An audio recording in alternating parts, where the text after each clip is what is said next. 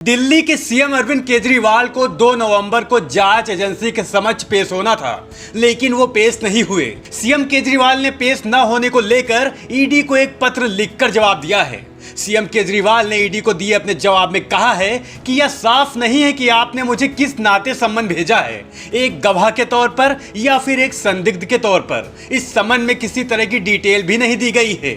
यह भी नहीं बताया गया है कि मुझे व्यक्तिगत तौर पर बुलाया गया है या फिर मुख्यमंत्री के तौर पर या फिर एक आम आदमी पार्टी के मुखिया के तौर पर। उन्होंने आगे लिखा कि जिस दिन ईडी द्वारा सम्मन जारी किया गया उस दिन भाजपा नेताओं ने बयान देना शुरू किया कि मुझे गिरफ्तार कर लिया जाएगा। सीएम केजरीवाल ने आरोप लगाया कि मेरी छवि को खराब करने के लिए 30 अक्टूबर की शाम को ही भाजपा नेताओं को ईडी का सम्मन लीक किया गया।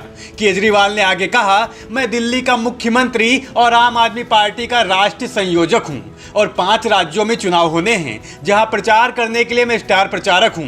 मुझे इन राज्यों में यात्रा करनी है और अपने कार्यकर्ताओं को राजनीतिक मार्गदर्शन देना है। केजरीवाल ने कहा कि मुझ पर आधिकारिक, प्रशासनिक और आधिकारिक जिम्मेदारियां हैं, जिसके लिए मेरी उपस्थिति आगामी दिवाली के दौरान भी आवश्यक है।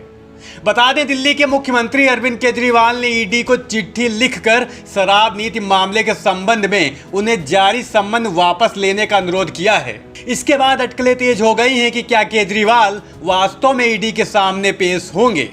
दरअसल चर्चा है कि जांच एजेंसी ने केजरीवाल को तलब करने से पहले सबूतों को इकट्ठा किया है। इस मामले में जांच एजेंसी पूर्व डिप्टी सीएम मनीष सिसोदिया और राज्यसभा सांसद संजय सिंह को पहले ही गिरफ्तार कर चुकी है।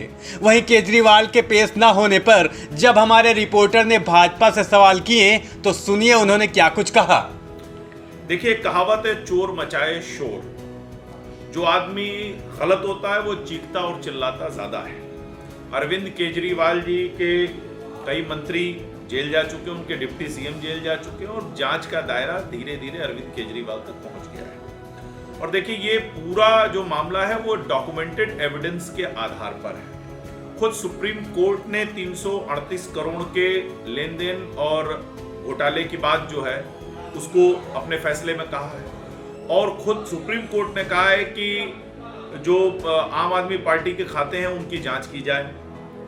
तो सुप्रीम कोर्ट के आदेश पर इस तरह की कार्रवाई हो रही है। अरविंद केजरीवाल कह रहे हैं कि ईडी नोटिस वापस ले, कल वो कहेंगे सुप्रीम कोर्ट अपना फैसला वापस ले। तो देखिए, सबसे बड़ी बात है कि जिन लोगों ने चोरी किया है, जिन लोगों ने दिल्ली की जनता को धोखा दिया है, वो लोग जेल जा रहे हैं और भ्रष्टाचारी जेल जा चुके हैं। और भ्रष्टाचारियों के जो राजा हैं, यानी भ्रष्टाचारियों के जो सम्राट हैं अरविंद केजरीवाल, अब उनको भी जो है वो जांच का सामना करना पड़ रहा है और उनको पता है कि वो गलत है, इसीलिए वो ईडी से भाग रहे हैं।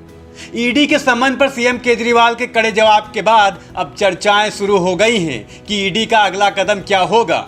ईडी द्वारा दूसरा सम्मन जारी करने की बात भी सामने आ रही है, लेकिन इसी के साथ गिरफ्तारी की चर्चा भी चल रही है। कहा जा रहा है कि सीएम अगर ईडी के सामने पेश नहीं होते हैं तो ईडी अपनी ताकत का इस्तेमाल कर सकती है। सम्मन पर ना पहुंचने पर क्या ईडी केजरीवाल को गिरफ्तार कर सकती है? सवाल तो ये भी है। तो बता दें, एजेंसी के पास मनी लॉन्ड्रिंग के आरोपियों के खिलाफ संपत्ति और उनके धन को जब्त करने, गिरफ्तारी करने के अधिकार हैं। ईडी गैर कानूनी वित्तीय कार्यों पर कार्रवाई कर सकती है। पीएमएलए के तहत ईडी को संपत्ति जब्त करने, छापा मारने और गिरफ्तारी का अधिकार है। ईडी की ताकत का अंदाजा इससे भी लगाया जा सकता है कि एजेंसी पूछताछ के बिना भी संपत्ति जब्त कर सकती है। इस तरह ये तो साफ है कि ईडी सीएम केजरीवाल को गिरफ्तार कर सकती है, लेकिन इसके आसार फिलहाल अभी नहीं दिख रहे हैं। इसके साथ ही उन्हें अगला सम्मन भेजा जा सकता है, लेकिन गिरफ्तारी तुरंत हो जाएगी ऐसा संभव नहीं लगता। सूत्रों के मुताबिक सामने आया है कि केजरीवाल के इनकार करने के बाद ईडी उन्हें नया सम्मन जारी कर पूछताछ के लिए आगे तारीख दे सकती है। आपकी इस खबर पर क्या राय है, हमें कमेंट करके जरूर बताएं और हमारा चैनल सब्सक्राइब करना ना भूलें।